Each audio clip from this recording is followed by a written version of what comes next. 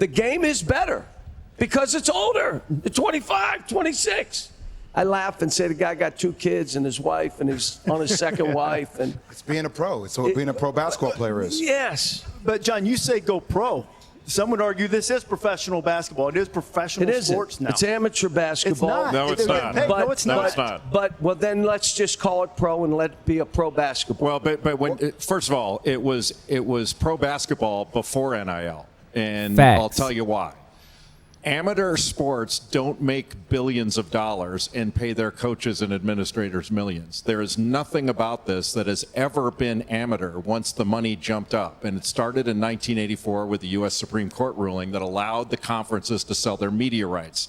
There is no difference between the media rights contracts with the NCAA from a media company like ours and the NFL, the NBA, Major League Baseball. Zero difference.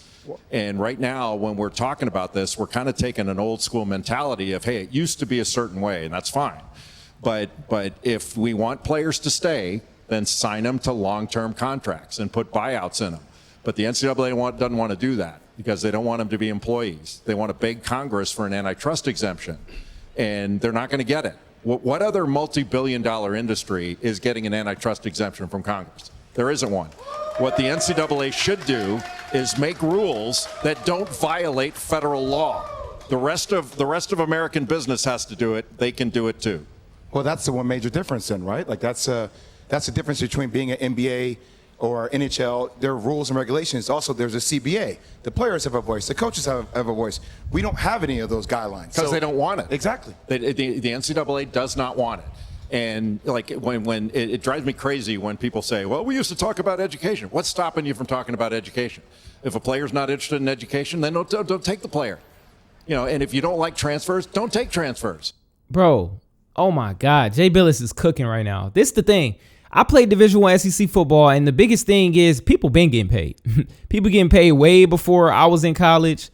People have been getting paid when I was in college. Man, I know so many people that got $40,000 to come back for a year instead of going pro, and $30,000 to sign here and be the biggest recruit that the school's ever had. Like, obviously people are getting paid more, and it's more noticeably on the table. That's the only thing that's the difference between now and back then. A lot of these older generation of people say, oh, well, I miss sports when it was amateur and people weren't getting paid and it wasn't NIL, and people actually love the school traditions. And bro, at the end of the day, people are going to these schools for the opportunities.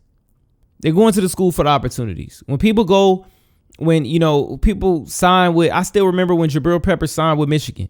It was a huge, huge news because it's like, man, Michigan's, that player is a part of Michigan's tradition and Michigan's history. That's dope. But for Jabril, I guarantee he's like, look, man, I'm picking something that benefits me, that is something that I feel like I could get to the next level at, from the coaching staff to the facilities to the connections. But it's never about the school. It's never about, oh man, I get to learn from the best professor at Michigan, the best professor at Ohio State. Nobody cares about, it's never been about school. So I'm sick of people saying, it's about the education and why can't we get back to that? And it's never been about the education. Never. Not one time has it ever been about the education, bro. I know people who went to school and got 2 degrees and they work at Amazon. It's never about the education, bro. People are going for opportunity to play professionally. When you got millions of dollars standing away from you're 3 years away from making $1 million. In college basketball, you're 1 year away from making $1 million, generational money. What are you talking about school and make it amateur and people need to stop transferring? Bro, people need to go do what they need to do in order to position themselves for the best opportunity. I'm sick of all the coaches trying to make it seem like, oh man, NIL ruined sports. No, these coaches, bro, have been able to take advantage and predatorily use their leverage to keep kids stuck. A lot of times, bro, you go to a school and you can't transfer because the way the coach is going to position it is you're not going to play here. So if you don't play there, you're not going to get no film. If you don't get no film, you're not going to be able to transition to the next school easily. And then when the school reaches out to your coach, if you don't have a good relationship with him, if you burn that bridge and say, man, whatever, I'm out of here, or don't just try to keep it cordial with your employer at the moment, then he's not going to vouch for you. So now you're essentially stuck where you're at, or you got to be forced to play down and go somewhere that you don't even want to be at. So a lot of these coaches have had so much advantage over the kids for so long that it, obviously NIL, I would encourage a lot of kids to say, it's like dating apps to me, bro. Yes, you can go talk to 50 fucking women every single day on every dating app if you want to. But at the end of the day, you got to choose somebody. And when you choose somebody, make sure you're vetted in that decision and make sure you pick somebody that you really like. Now, if everything fails and you feel like this is not the person, then that's when you can, of course, move on. But you encourage people to explore your options, but to understand what you're looking for before you go into it, right? When you go to these schools, yes, you got some, outliers or people are transferring to 6-7 schools. You got to have more education around college football to where you say, or college sports in general, to say, you kids that are going to all these different places, understand that it has nothing to do with the education part of things. The NIL, going to different schools, it's not about the education, bro. It's about you're ruining these relationships. When I was at South Carolina, I remember my junior year, we had like 8 people in the Reese's All-American game. And I remember my strength and conditioning coach telling me, we have connections to Reese's. We know the board. So being at a school 100% can affect your future, because it's like you being good there, you just staying in good graces, bro. Even if you're not getting what you felt like you got out of it, you're not getting the playing time, you're not getting all this stuff that you felt like you should have got. By having those relationships can set you up for your next school, can set you up, because you really only need 1 year. You only need 1 year in football, right? You only need 1 year in basketball. Basketball is a little more accelerated. Right now we're talking about basketball, but this is just college sports in general, right? You only need 1 year to what's my guy name that's safety on the Cowboys? Malik Hooker. I remember when Malik Hooker was at Ohio State, and his 1 year, I think it was his junior or senior year, he played 1 year that he started, and he went absolutely ballistic. And the thing is, a lot of kids don't have the patience to do that, but there is no more examples of that. You're not like, it's a two-sided sword. You got kids that they're not going to stay to their senior year without getting playing time.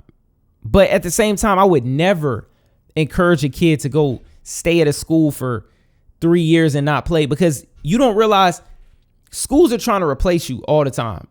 Our coach used to say, tolerate you till we can replace you. But you know what everybody wants to do? They want to win. Like none of these schools is going, we have the highest GPA. They're going, we've been to 6 Final Fours. They want to win, and they're going to pay what's necessary to win. But you got to find a balance, because I don't care what, with collective bargaining, it's a professional sport. All those things sound great.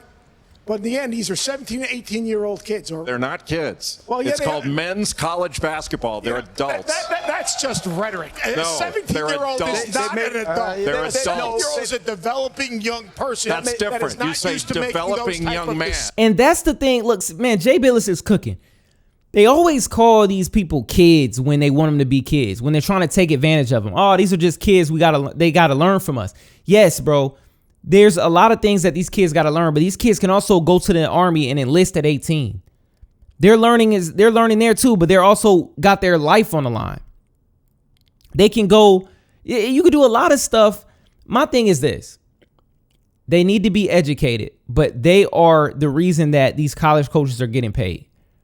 These athletes are the reason the college coaches have these high paying jobs.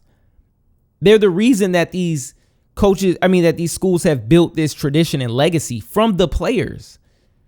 The players are the reason that all of this happens. So I understand coaches saying, look, we gotta get this under control, because we need to prepare these men for life. And I do believe that. I think the coaches do need to prepare the kids, because they're coming into it with a young mentality. Okay, look, I got $50,000 NIL. I'm about to go buy whatever I want to buy.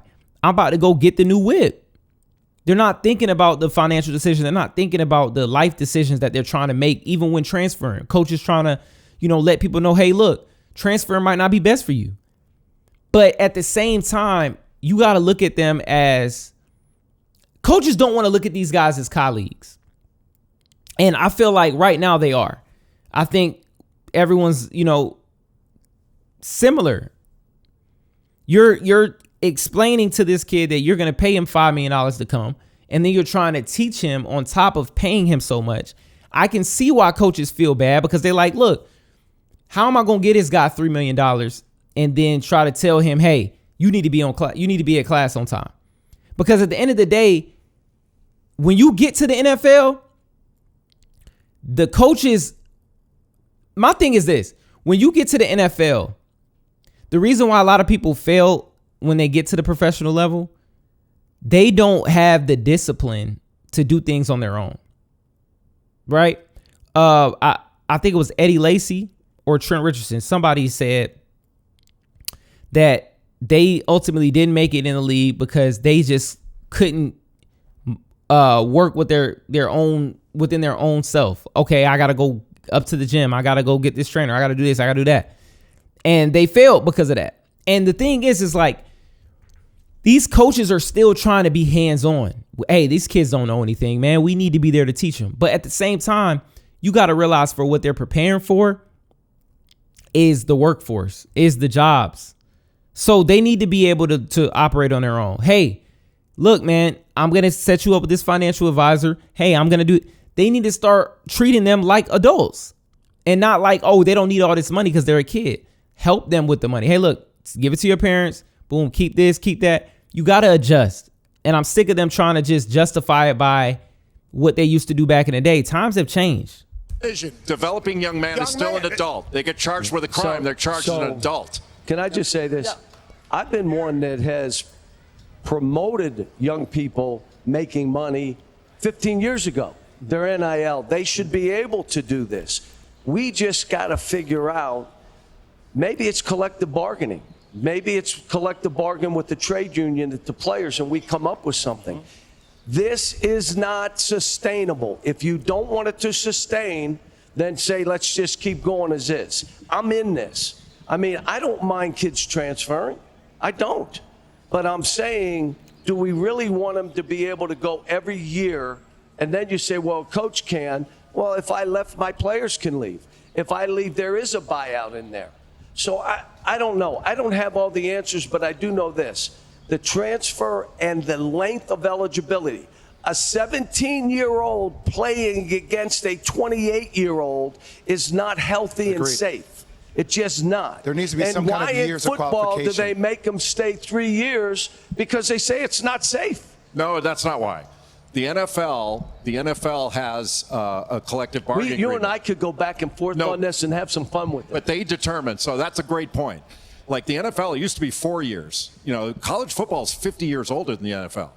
And the NFL used to have, the NCAA used to have a rule way back in the day that when the NFL was getting going, that if you worked in professional sports, you could no longer work in college sports. So the NCAA, the NFL came to the NCAA on bended knee and said, please don't do this to us. You'll kill us as we're getting going. We won't draft your players until they graduate. And then they started drafting them after 3 years. You know why? Not because they're mature enough now. It's because the USFL started drafting juniors, and they had to keep up. That's all it is. That's a collective bargaining issue for eligibility for the draft and nothing more. The NBA has an eligibility issue that says 1 year after your high school graduation and you're in. So that's a pro thing, not a college thing. And the colleges the NCAA will not adjust to this. They never have. And they've used the word unsustainable for 50 years now, and the money keeps going up. The ratings are higher than they've ever been right now. Cal, can I ask you from an institutional perspective, because we're not going to fix that issue right now on national TV. How is your system operationalized to kind of keep up with the times? How is it different than what it was 5 years ago? Are you going to have a CEO? Will you have a president overall? Do you have a GM now? Like, how's everything work? It's different in basketball than football. And here's what I would say. If it comes a point for me personally where it's transactional, I'm paying, you're going to say I'm leaving, you got to pay me more, and I won't do this anymore. as long as it's transformational. I look at Darius Acuff, and he's going to keep me coaching for a few more years. Malik Thomas, they'll never be able to play together. Both of them are going to have pro careers. Billy Goat Richmond, Trevin Brazil, he's never been better. That makes me go. But if it becomes transactional, why am I doing this? Then I might well be a pro coach. Just be a pro coach. They fired me, though. Did you know they fired me? They fired me because I played rookies. It's a remarkable thing, and I think both of you make great points in that. I agree with Jay. They're not kids, but they're still maturing. There's something to be said for helping them to develop, helping them make wise decisions, because when we are immature, even if we're adults, sometimes we grab at the first shiny thing we see, and it's not for the betterment in the long term. Can I just say one? But you have to let the business function as a business. Last word. I just think we're talking about the 1%ers. We're not talking about the enterprise. And we have young people that are making this money, and that's great. And they're going to go to Europe and get fired. They're going to come back, and you talk about mental health issues. We better be prepared to help these people and have someone build a bridge for them to cross to help them navigate the rest of their life, not just these 3 or 4 years where they're marketable. So they'd be healthier unpaid. I have nothing to say with that. No, I don't think he's saying that. I'm not saying that at all. Jay, a kid's making $500,000 a year. He stays and he transfers and he makes $600 a year, and then he's done. No college degree. He goes to get a job, and the guy offers him $60,000. And the guy feels good about it. This is fugazi money right now, and you're right. There's so much. It's not fugazi money. It's not fugazi money, and that's the thing that these coaches are like.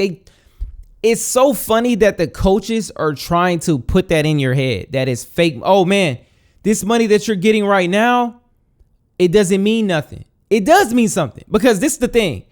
A lot of players aren't gonna make it. Okay, and the thing is that people don't get. You don't always not make it because of your talents. You know how many people are talented and that are fine at football, basketball, all these different collegiate sports that could be professionally right now. But the thing is, the way the ball has to spin, the ball got to spin perfectly for you in order for you to make it to professionals. Because the thing is, you got to have a coach that undoubtedly believes in you.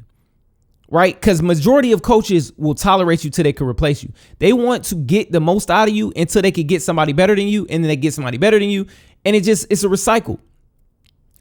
You have to take advantage of your leverage. A lot of these coaches are mad because players have leverage now. I get it. Transferring over and over again is frustrating, and I think it's dumb for players because you mess up the relationships that you actually have and could build through the actual university and the coaches. Because if you leave a coach after a year, I don't think he's going to look out for you. That's all I'm going to say. So you do want to make those right moves in the relationship, but at the same time, you should have the freedom, because going with what Calipari just said, you go from making $600,000 a year and then, you get a job where they offer you 60, that money's fugazi. No, that money is a hell of a life start.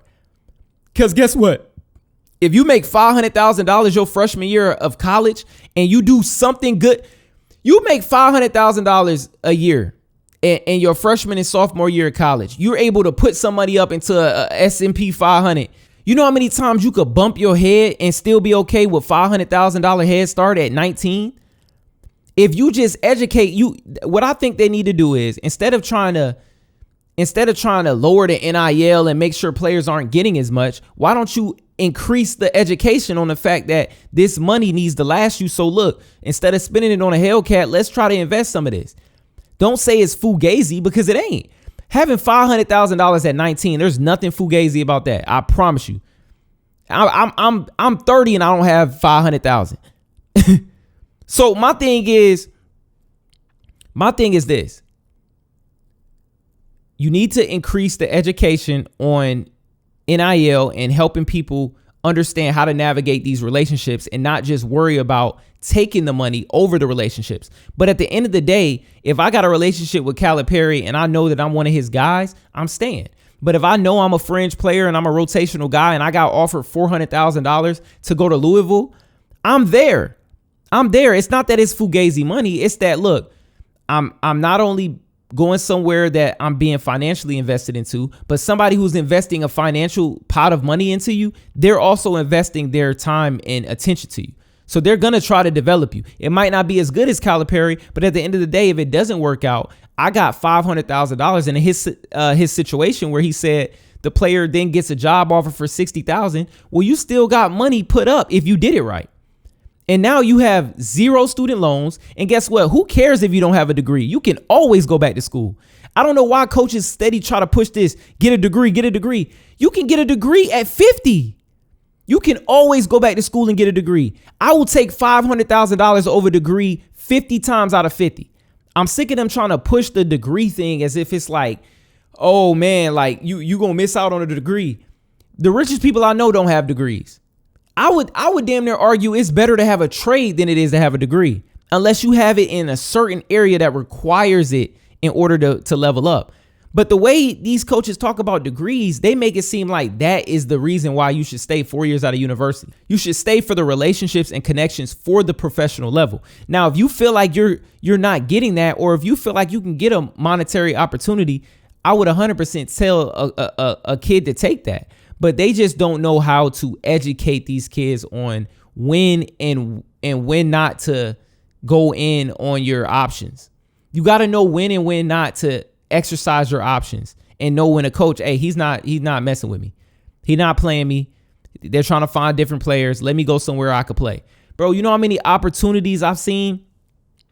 I've seen guys that went from starting first string to new coaching staff came in and they moved to sixth string. And guess what? They transferred and they went and got drafted. My thing is, bro, you can't tell somebody when to take and exercise their options. I do think it's becoming a trend to just move. If I'm not playing move. But to diminish the money and say that, oh man, this little money that you getting is fugazi. It ain't nothing fugazi about $500,000. There's nothing fugazi about it.